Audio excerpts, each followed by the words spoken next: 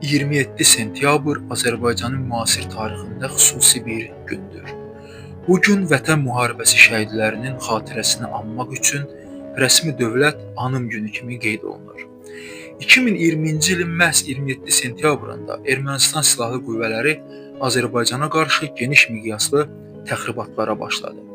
Azərbaycan ordusu isə əks hücum əməliyyatlarına start verərək 44 gün davam edən Vətən müharibəsinə başladı. 44 günlük müharibənin nəticəsi olaraq Cəbrayıl, Füzuli, Zəngilan, Qubadlı şəhərləri azad edildi. 30 il işğalda qalmış Şuşa şəhəri böyük qəhrəmanlıqla geri alındı. 10 noyabr 2020-ci ildə Ermənistan kapitulyasiya aktına imza atdı və tarixi zəfər qazanıldı.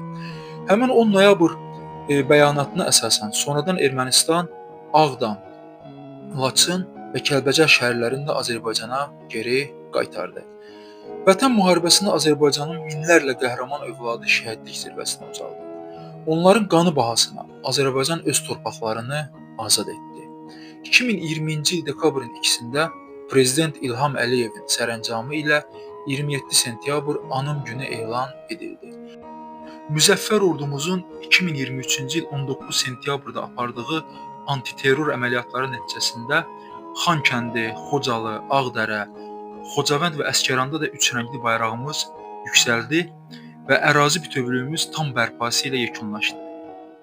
Hər il bu gün ölkəmizdə şəhidlərin ruhu yad edilir, abidələr ziyarət olunur, dövlət qurumları və vətəndaşlar tərəfindən ehtiramla xatırlanır.